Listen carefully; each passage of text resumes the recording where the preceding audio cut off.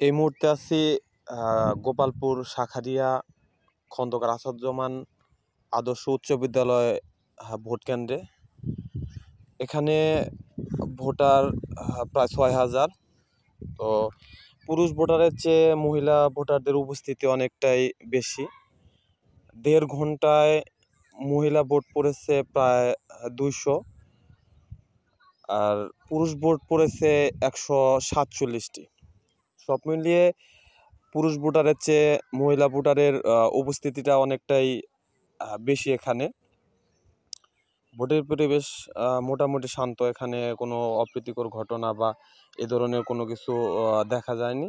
তবে ভোটার আসতেছে যাচ্ছে, এইভাবেই ভোট চলতেছে। দীর্ঘ লাইন কিন্তু চোখে পড়েনি।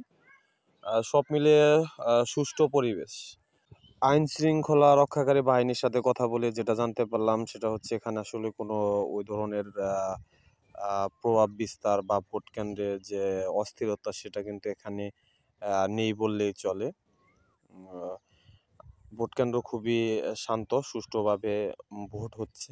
এখানে সুন্দর একটি দৃশ্য দেখতে পেলাম, সেটা হচ্ছে ৯৪ বয়সী একজন মহিলা ভোটার, সে কিন্তু ভোট দিয়ে বের হচ্ছে, আপনারা দেখতে পাচ্ছেন। তো সব মিলিয়ে আসলেই ভোটের অবস্থা গোপালপুরে খুবই সুন্দর এবং খুবই ভালো।